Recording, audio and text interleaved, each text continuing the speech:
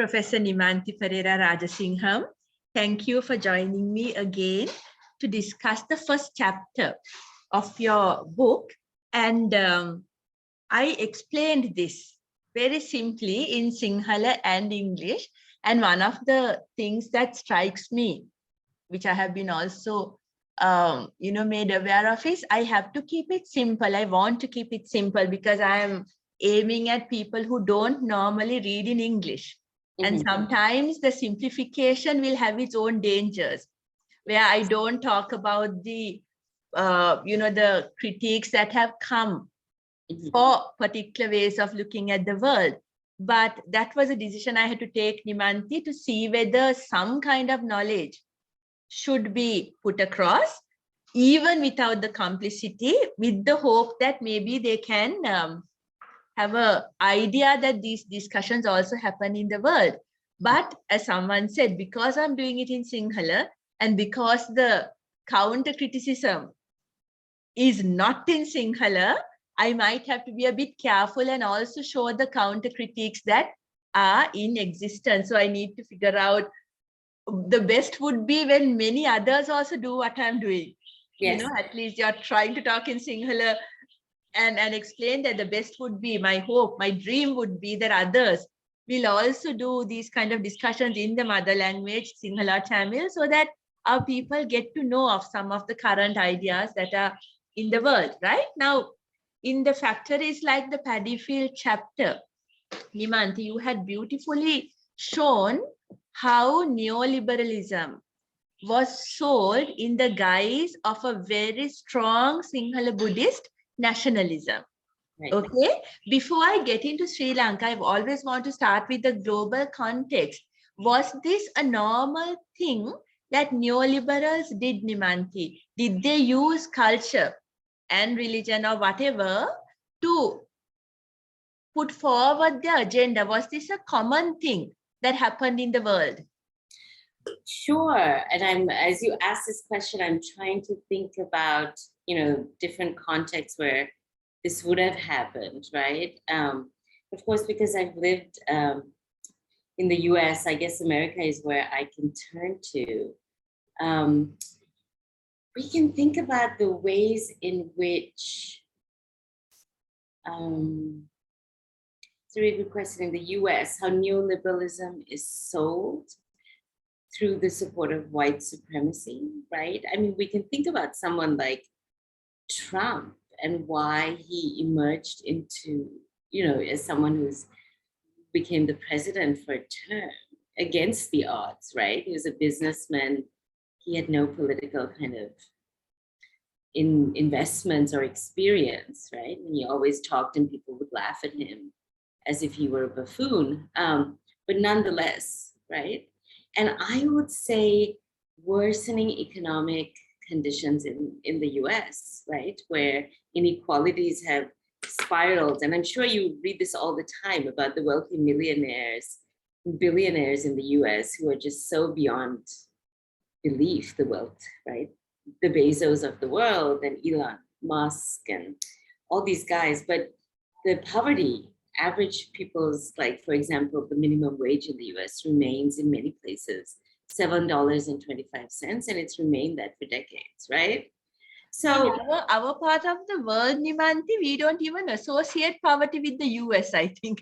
Sometimes going into the West, you see Hollywood and you see all these glitter and the celebrities through MTV and all that, and we forget that there is very strong poverty, even in the West, which does not get caught to the media that comes here. Well, high levels of poverty and high levels of inequality, that the markers of which are signaled very maybe differently from Sri Lanka, so we don't recognize it in the same way, but extreme inequality. And, the ways in which then race and whiteness is used. So if you think that white people, as they're disempowered and have fallen from even a lower middle class kind of status to poverty, how race has been used to demonize African Americans, demonize immigrants, right? We have a lot of Latinx immigrants from South America who've come in, but also minorities who've lived in the US for as long as any white person has, right? that they've been demonized and blamed for inequalities that are really a result of like a system that has enriched a few, right? We have also seen that demonization in action, even in our country, right? When the employment was very few after the independence, and we completely racial demonized a category and said, no, they've always. I lost you, Madhubashini. Okay, so they were, where did you lose me? I think I had pressed the mute. I think you said something about independence. Yes, after independence, and when the jobs were very few, we did demonize an ethnic group and said they were favored by the British and they did this, they did that. So it's a familiar narrative, even for us. Nimanthi, I was actually thinking of the Reagan times and Margaret Thatcher globally, when they had to sell neoliberalism. You know, what methods, like after the 70s, you know, the 80s is where the world actually saw this and embraced it as common sense even. Yeah. So during Reagan's time, it's really interesting how he, he dismantled the unions, right? I think the airplane, like the guys who do the signaling, he was one of the strongest unions, and he kind of destroyed it, like air traffic control. That's right. And Thatcher did the same in England with the mine workers, right? In the same way JR kind of attacked the unions in Sri Lanka. So there are parallels. Exactly. Reagan, Thatcher, and JR Jayawardena. Quite. Yes. And then in the US, the other big thing that was done was kind of this dismantling of welfare, right? And again, culturally, the discourse was, well, African Americans are taking all these welfare benefits and having kids and having parties and wasting the money and having a good life. And they're just lazy people. So the racist stereotypes of, welfare, which is, apparently in terms of actually who claims unemployment benefits and welfare, it isn't that African Americans claim it at a larger number than, say, the white population in the US, right? But the stereotype was you use race to demonize and say these are the scroungers who are using up all state money to cut back the welfare state, right? So over and over, race is used, and people then believe it, even though actually it's they themselves who may be impacted, because white poverty is real. I teach at Colgate University, it's a very wealthy university in central New York, surrounded by white poverty. People living in like abysmal conditions, and they need state support because it's a very there's not many kind of income generating activities there. It's a very depressed part of the country, right? Jobs have gone, to China, Japan, after deindustrialization. So these are areas where welfare is essential for the white population as well. But for example, Reagan, when he started this process in the 1980s, blamed Black people and said, well, we have to cut welfare because it's Black people who are using it, right? So again and again, race is used. And I know you asked about cultural kind of moments, and I would say these are the ways in which culturally, like you're generating narratives about like what is a good life, how we don't need state support for certain things, right? Even if you take the stereotypes in films, yes, the black character in films that come at that time, I mean, it's still prevalent. You just, a hoodie would be someone you can shoot at. Right. If that hasn't changed even that. So I would say culture did come up in those ways, like in films, how Black people are portrayed as, the singing, which is still continuing, I would say. So maybe Hollywood was part of it. Could we say that? I think, sure, mainstream Hollywood films. I mean, if you ask me about films in the 80s, I wouldn't be able to tell you. But, and in the 80s, I grew up largely in Sri Lanka. So I wasn't like there kind of absorbing it then. But absolutely, film, advertisements, the ways in which maybe, urban Black communities were represented, the criminalizing of, right? and the expansion of the prison industrial complex after Reagan, right? The US has the largest prison system in the world, something like 200 million people are incarcerated every year. It's an enormous amount. I can't remember the statistic. That could be inaccurate, but it's the largest prison system. How was this in the UK? I know Thatcher and her iron fist that completely, Right. the unions were criminalized a lot. Do you know anything about the UK situation? What they did to put forward Thatcher's neoliberalism? Well, I know the discourse was the racism was there. I think Stuart Hall has a great book called Policing the Crisis. And Britain is not a very familiar context for me, but that book pops to mind. And in it, Stuart Hall talks about how as inequality rises after kind of free market reforms, it's channeled. There's suddenly like this massive increase in policing and this massive suddenly discourse around Black people are stealing a property, there's theft.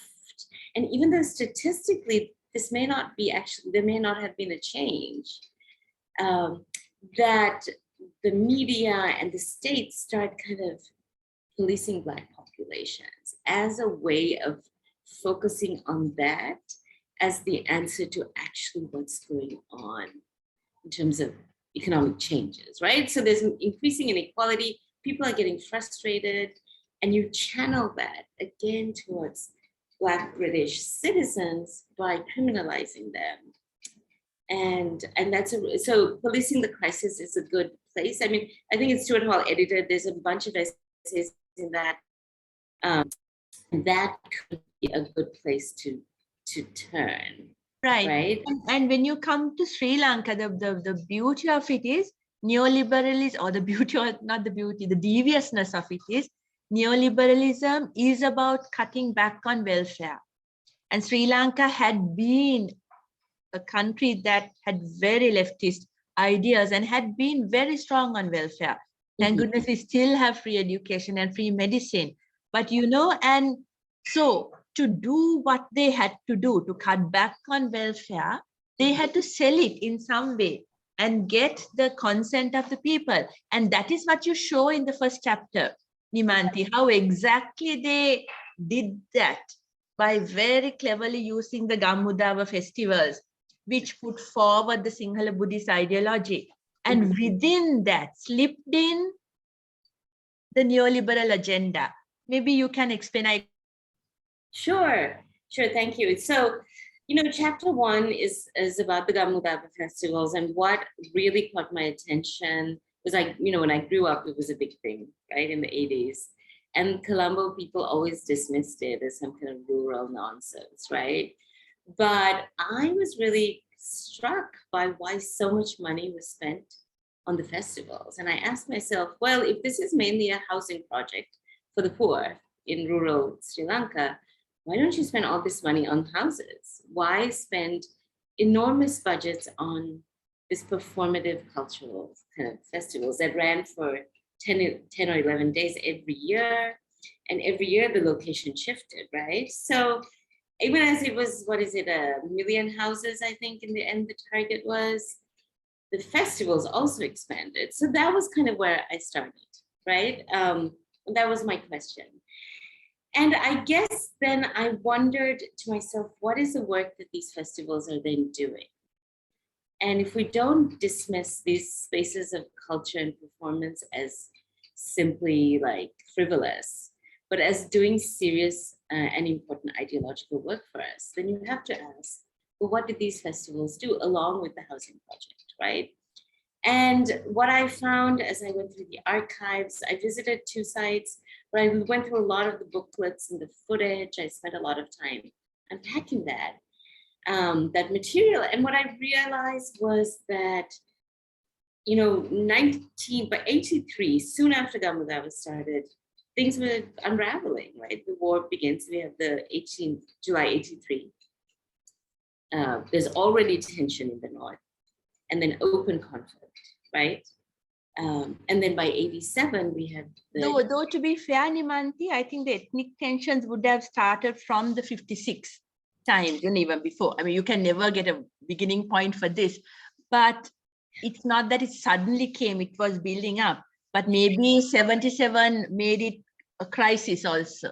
Well, the ethnic 56 happened, but there was no organized militant breakaway movement after 56, right? The federal party, like the Tamil political parties, still held on to the possibility of federalism within a state structure. Correct. There was no militarized resistance at all after 56, right? There was still hope that some kind of compromise, some agreement, which would treat Tamils equally, could be made, right? I think there was a hope in that.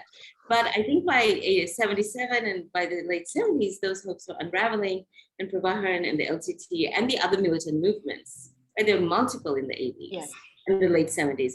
They were beginning to organize and take seriously the task of a separate state, right? So that was already ongoing, and then 83 is the trigger. So that's happening, and then in the South, we know there's deep discontent, and as whatever you may want to, however you may want to define the JVP, it emerges out of massive discontent, right, of youth. So they may be nationalists, you know, however you characterize them. So at a time when there's discontent and a notion of a single state is impossible, right, you need to do two things. One, you need to sell Sri Lanka as a single Buddhist nation, because you have a state at war at multiple fronts, right? And you need to keep convincing people that this is the good fight. This is a just war, right? And simultaneously, you need to forward a set of economic and political changes that would be highly unpopular, I think. So you need to create spaces that convince people that your reforms, your hyper-militarization, this costly war, killing of humans, right, is done in the name of justice. And you need to say these economic changes are really not going to change things much. They're again going to deliver economic well-being, right? So Gamudava becomes one such site that attempts to do that, right? And so the festivals, I don't know if I should continue, if you wanted to ask. No, because I did explain some of this. So now I'm listening to your detailed description. I think the festivals, with one of the key things it did, right?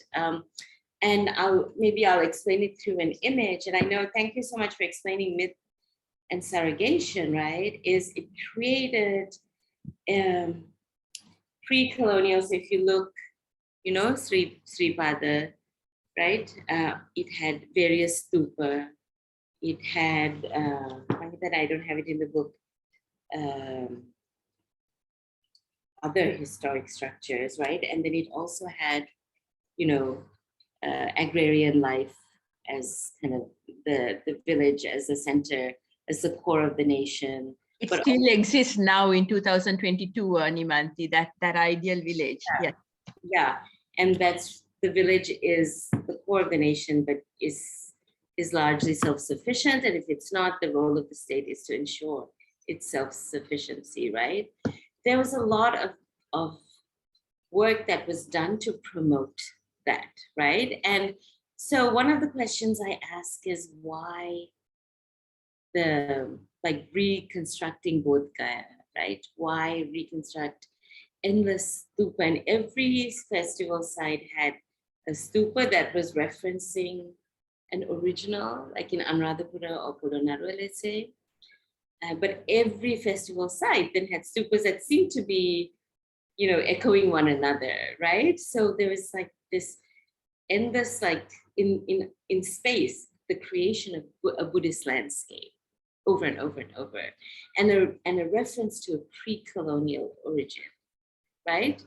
And so there's a way in which the festivals were claiming that we're going to restore for you a past that was harmonious and golden, and where you were self-sufficient, you had enough to eat, and where this country was Buddhist, right? Hence the stupa, hence the Buddhist kind of architectural form. And the state, that's what the state was doing, restoring a golden age. And you have an interesting point about the colonial intervention within that, where you come to the 19th century and the translation of Mahavansa Turner, I think, which went alongside the discovery of archaeology, Right. which together helped bolster the golden age of the Sinhala Buddhists. My question, which I need to ask you there is, Nimanthi, the archaeological sites do exist. Yes. They are physically. Right. Can we simply call it a discursive creation when, I know you're not calling it exactly that, but there's a sentence you use that Anuradhapura is, a 19th century, is as old as the 19th century building up of it, which I agree. The building up happened with the 19th century. I'm trying to find that sentence. I think actually I may be quoting Pradeep. Yeah, could you? Yes, I think I'm quoting Pradeep Jagannathan there and his Yes. article, right? Yes. I get what you're trying to say there, that, the moving into, here we are. This is page 67, right? Yes, 67. And as Pradeep Jagannathan notes, the excavation of the Mahavansa was simultaneous with the project of colonial order, right? And all that. And your sentence, which I need to talk about, is where you're saying, yes, all that, here we go. In the top paragraph, right? Yes. And such stories are so naturalized in Sri Lanka today that it was only through critical scholarship that I came to grasp that the authoritative epistemology of Anuradhapura, that is the field of power and knowledge it is located in today, was created in a radical rupture in the 19th century. And hence Anuradhapura is old as that rupture. There I get what you mean, that the interest and the rebirth of that past happened during colonial times in the 19th century, right? It's a discursive thing where, together with the discovery of Mahavansa, which you say, and which I think others have said, like Nira Vikramasinghe, the Mahavansa kept away all the mythological or the fantastic elements out, right, that we could actually refer to it as history. right. And that, together with archaeological discoveries that were happening, created the Anuradhapura that we know now. Right, and I get that it's a 19th century thing. My question to you is, Nimanthi, it can't only be discursive though, because we do have the sites and of magnificent, buildings. So which means that also existed. How do you reconcile those two things? Yeah, I just want to say everything I know from there are from Pradeep Jagannathan's article and Elizabeth Nissan's kind of work. I think I just want to make sure, like, a lot of these claims I'm borrowing from them. But I would say this, right? These sites, you're asking me, like, well, yes, it's true. These sites were abandoned and the British kind of rediscover and reinvent a history for it, right? That's one fact. But you're saying, well, nonetheless, these sites exist. Yeah. Independently of what the British did. They may have been abandoned and restored, but they were there already. That's my point. Yeah. Right. I think what I would ask then is, yes, indeed, but the reading of those sites as Buddhist, right, may not have always existed, right? That, I mean, the notion that Sinhalese are Buddhists and that stereotype, right, Tamils are Hindus, that is a modern formation, right? So yes, these sites existed, but people who consider themselves Tamil may have worshipped at these sites. And many of these sites had Buddhism and Hinduism, which again, we've separated as very distinct, kind of coexist together, right? I mean, you always go to... Okay, so it's the interpretation that we might have to question then. Yes, I'm not saying monuments didn't exist or that these kings didn't do great deeds, but that these kings were Sinhalese and they promoted Buddhism in a certain way. and claim Lanka as a Buddhist land is what I think is modern, right? Because if you think historically, there were different kingdoms, right? And kings constantly, there wasn't a notion of a singular nation state, right, till modernity. So the notion that these kingdoms were singular Buddhists at the expense of like the exclusion of other groups who were always seen as enemies, or like Tamils were seen as Indian or invaders, right? That discourse, I don't think is old. I think something we forget is that the concept of the nation is pretty recent. Yeah. And we are projecting that backwards. Right. So in Gamudava, to just return, Debasa reproduces these monuments, right? And stupa and structures, and sells the village as the site of the nation, right? He is taking these Orientalist 19th century ways of thinking about the nation and thinking about history, right? He's absorbed that and he's reproducing it and projecting it onto the past too, right? And seeing himself as the restorer of a golden era, right? And a restorer of nation state like pride or something, where that wasn't existing, that didn't exist in the same way before. And the reason he did it was actually to promote something that was not towards the welfare of the people. And that is what, that is what I was thinking, the selling of it, the selling of an idea that's not popular. If it's a child or something, you can talk, Nimanthi. I know, no problem. No, it's my mother. I'm sorry. 1 minute. Tell me. Yes.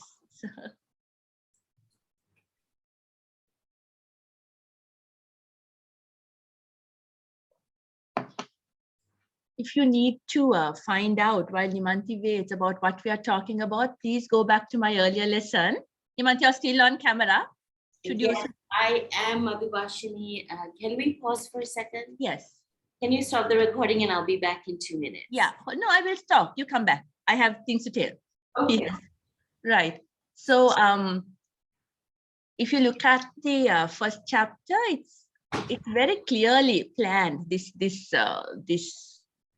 academic work, because the first chapter is about how neoliberalism got into the Sinhala system. And then in the second chapter, she discusses the LTTE and how neoliberal forces also acted within that. And she calls it shadow neoliberalism. Very interesting, but we'll do the second chapter later. Is everything under control, Nimanthi? Because when you have young children, I quite understand. No, it was my mother. So, but then back, yes. Yeah. So I was just trying to explain that the next chapter would also then give us another view of other people. Yeah. So Nimanthi, to go back to that, and we paused in the place where I say it's the interpretation that we might need to question. And what neoliberalism did was to sell within a Sinhala Buddhist facade something that wasn't actually going to help anyone. And I would say this, Madhubhashini, there are two things we have to always hold together, and which is what we're trying to do, is that there were various groups that were contesting the state, and the state needed a discourse and a way to persuade people that what it was doing was right? That its war was right, that it would not think about federalism, and it would not redistribute wealth. All of these questions, right? The elite and the state needed to kind of carry out a project. And for that, you needed to persuade people of Sri Lanka as a Sinhala Buddhist nation, right? Kind of nationalism was useful for that project. And so Gamudava works right into that, right? By performing the modern contemporary state as a restorer of a golden past. That's Sinhala and Buddhist, right? And I think that worked pretty effectively, Nimanthi, because we were completely sold over, and even now we are. Yeah, and then the other thing was the UNP at the time was also invested in transforming the economic structure of the state, right? And it then, I think if you were to just say we're going to privatize everything and we're going to go towards this import-export economy, and we're not going to do wealth, we want to dismantle welfare.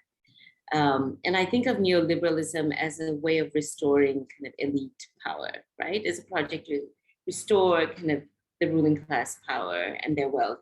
So if you say that directly, obviously people are going to revolt, right? Yeah. So how do you say to them, no, look, we are committed to the anti-colonial project. We want to sustain and maintain the organic self-sufficient village, right? That's what those images and the booklets and the discourse is all about. Like even in this plaque, it says Gamahada Rata Hadamu, right? Mm-hmm. We are all for protecting the peasant and the farmer. So you claim that over and over.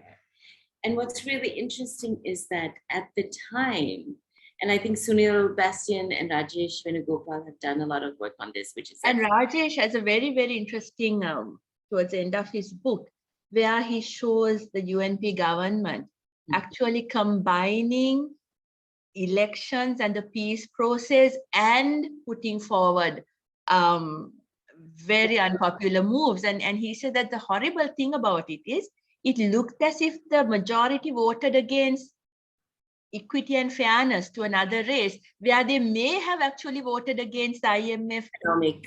I'm hoping after yours to discuss his book as well. Yes. The minority rights and peace to free market. Combine it, and that's one of the most damning documentation of how badly politicians use unpopular the pushing of unpopular economic agendas, how they twin it with the ethnic problem. That's right. That it's for me, it's mind-boggling actually. No, absolutely right.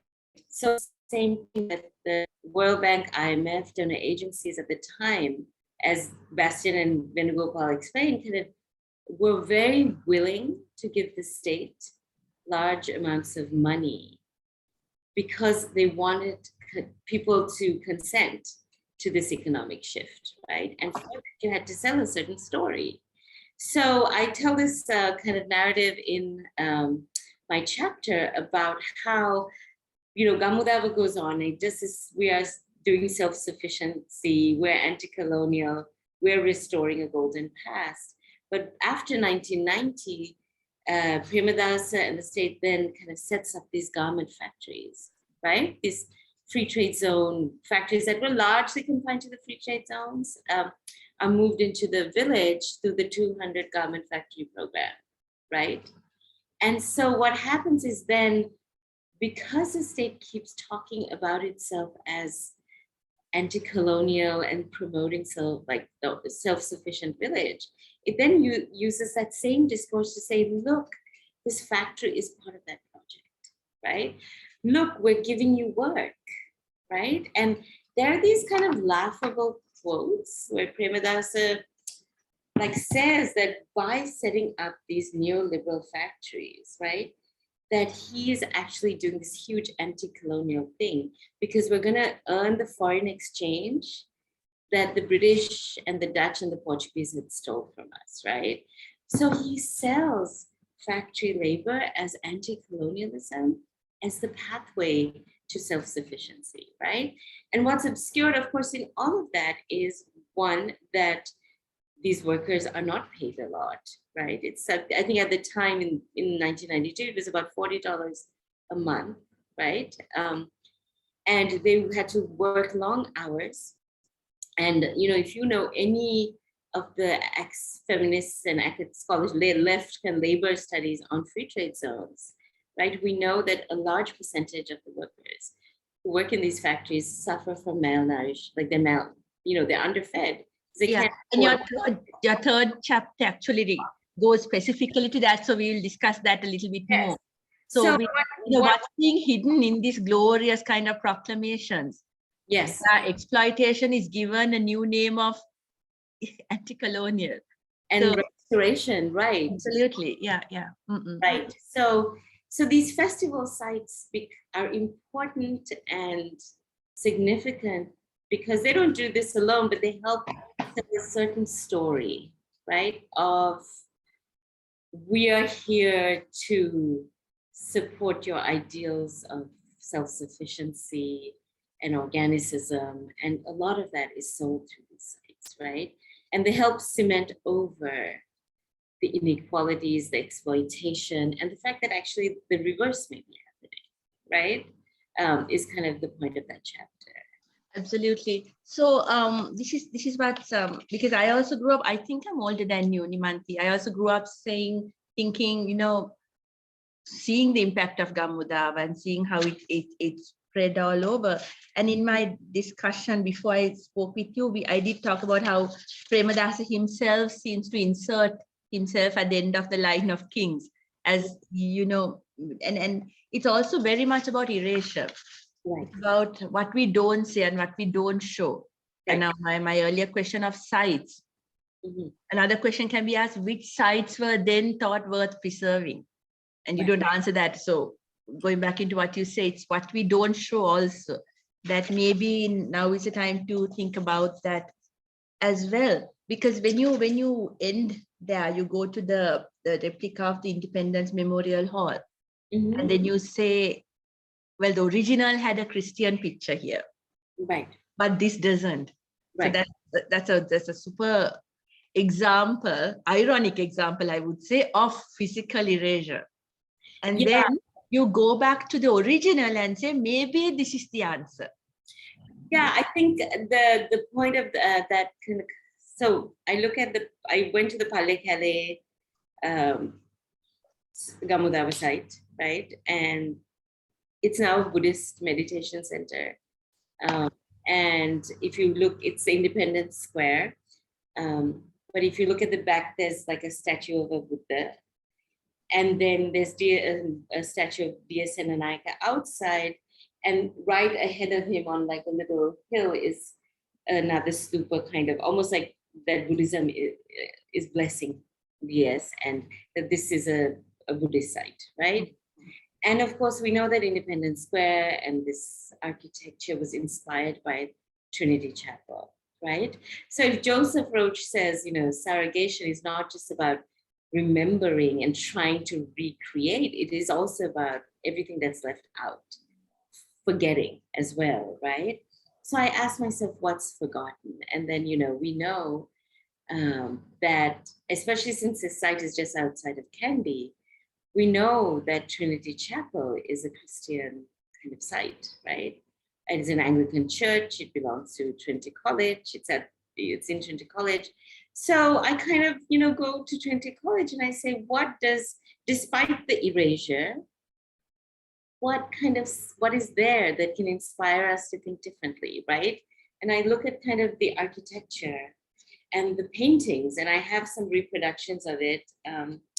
So I can just show you, and obviously the black and white is not so powerful. The colorful images are far, far more striking when you actually go to the site, right?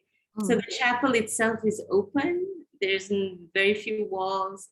Inside and out are blurred. It's open to all influences. So the architecture of the chapel itself is both, I call this a site of transculturation, meaning just a few questions. When was it built, Nimanthi, the chapel? I think during colonial times? 1872. Right. And the Independence, the building at the Independence Square was built when? After 1970s, right? So, and then we quietly erased, it's not identical though, is it? No, it's inspired by. It's inspired by, right. Because this is closed up, like the picture that you show here. It's of a closed up building. That's the Pallekele one, right? Yes, but you say it's a replica of Independence Memorial Hall. Yes, but the walls here, for example. Exactly, that's different. So there are no walls. It's not closed up. It's not. Yeah. They're just pillars. It is similar to the Trinity College Chapel. Oh, okay, right. It's open, right? There are it's open. Right. Okay. So, what was I going to say? So if Pallekele is a surrogation of Independence Square, Independence Square is a surrogation of Trinity Chapel. I ask, well, what if we were to go back to Trinity Chapel and think of what that did? Right. And so if you look at the painting specifically, right, the artist, right, who painted it, let me try to find the spot where I say this. David Painter, right? Yes, I'm trying to figure out David Painter. He's a British father and a Sri Lankan mother. This is 77 of the book, right? And I'll just read a little bit if you don't mind. Yeah. It says, notice that these paintings are ethnographic art, but they represent Christianity through realist, indigenous versions of it. The paintings perform a local, embedded Christianity and a certain form of liberation theology. For Painter did something radical through his art. He painted Christ and his disciples as Black. And, you know, if you think of the racial discourse of the early 20th century and late 19th century as Tamil and Dravidian, right? While he painted tropical foliage, such as mangrove trees in the painting's backgrounds. In the paintings of the Good Samaritan, for example, the Samaritan is Sri Lankan and pronouncedly working class or peasant, adorned in shirt and sarong. The paintings pay great attention to the corporeality of the body as sensuous and living, a stark contrast to the mythologized peasant farmers found in Gamudara images. Those who walk away from the sick man belong to the wealthier class, as we can see from their attire. And not just wealthier class, Nimanthi, I think it's a figure of a priest that's walking away as well. No? So he actually criticizes institutionalized religion as well, and a very leftist painting, if I may say so. Yeah. And I say in the crucifixion, the local colonized subjects are wrongly condemned to suffering and death. The crucifixion and the Good Samaritan endorse working class and vernacular forms of piety in the face of colonial suffering. So if we look at this kind of extremely indigenized narrative, right, like liberation theology, that comes out of Painter's work and this chapel, right, then it tells a different story about anti-colonialism. It tells a different story about resistance. And the main thing is that Painter and the chapel don't try to resort to pure forms. It doesn't say we can go back to a pure pre-colonial golden era. It says no. At this moment, there are multiple influences, and there always have been. And that's why the term transculturation is kind of, in a way, so different from the term restoration, right? Or surrogation. And here, what this chapel and the art does is kind of say, look, we use a mixed inheritance. There are multiple of us with different histories who are in this place. And that's what we don't do in making a golden era live. And this is not just Sri Lanka, is it, Nimanthi? Many nations do it. I have quoted in my PhD research, like research on Georgia, how they always come up with this golden age. Many nations go back to this golden age, this is the danger, pure, the purity, the unmixedness, because that necessarily puts others as outsiders. It marks others as outsiders. And we saw the price we paid in Sri Lanka for it. Right. Because the golden age, if it's to get your self-respect back after the devastation of colonialism, you get it. But as Frantz Fanon has shown us, if it's monolingual and monoethnic and mono-religious, there's a huge danger of it spiraling into harm for other people who have also been part of our history. Right. And I guess in the Sri Lankan context, we need to remember that. And your transculturation, which this person has already shown, might be a way out of where we don't go back into a purity, but a positive mix of many things, which might be the way forward. So, I mean, I would give you an example to return to the global and outside of Sri Lanka, right? My more recent research has been on South Africa. And, we have the grand narrative of the end of apartheid, the African National Congress winning elections in 1994, and Mandela, becoming the first Black president there. But the recent decades in South Africa have been plagued with anti-immigrant violence against other Africans who live in South Africa, right? Against the Zimbabweans, and there are many kind of South Africans who live in South Africa. Because South Africa is still one of the wealthiest countries in the Southern African region, right? And there's a large number of Africans who live there as immigrants. And there have been all these attacks on immigrants and saying, you don't belong, right? You don't belong to this country and you're stealing our jobs. Now, the reality is, even though apartheid is over formally in South Africa, it's the most unequal country in the world, right? There was no grand redistribution of wealth back to Black people whose lands and wealth had been stolen and who had labored in the fields and the mines to make white wealth, right? So that didn't happen structurally. So that inequality then exists, and it's now channeled against other immigrant Black South Africans. And the irony is, right, this is a country where Black South Africans were denied citizenship for decades during apartheid. And here they are, some of them practicing the same hate towards other Africans who may have fled wars and, came to South Africa for opportunity and to make a life in peace. So we see again and again, right, the ways in which nationalism can be so harmful and can cover up like the actual economic inequality. Exactly, and protect the people who want to be protected, Right. and not just the police. And there's a belief that the police and the military also became more and more powerful the more neoliberalism spread in particular areas. And now you don't even need it, because the people themselves will fight among themselves to protect and forget where the fight should be directed against. Right. And well, I think South African example was new to me, Nimanthi, that I hadn't known.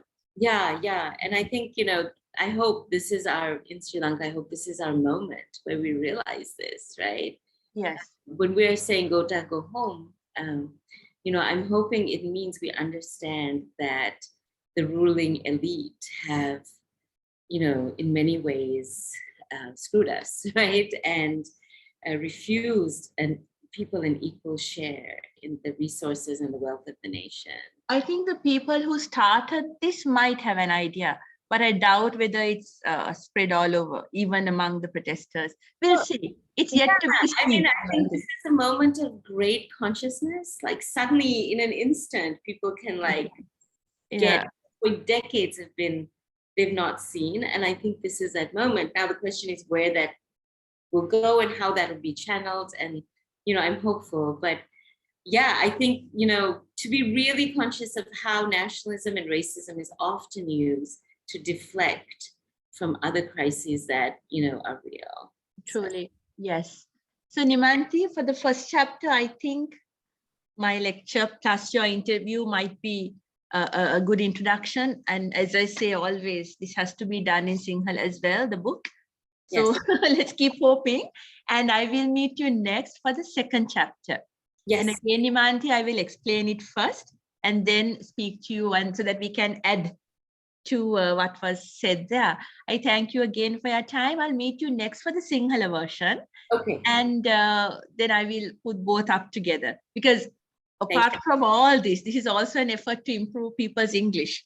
So when they hear you in English and hear you in Sinhala, hopefully the simple listening might make them not feel so scared to even attempt this in English for the moment. All right. Thank you very much, Nimanthi.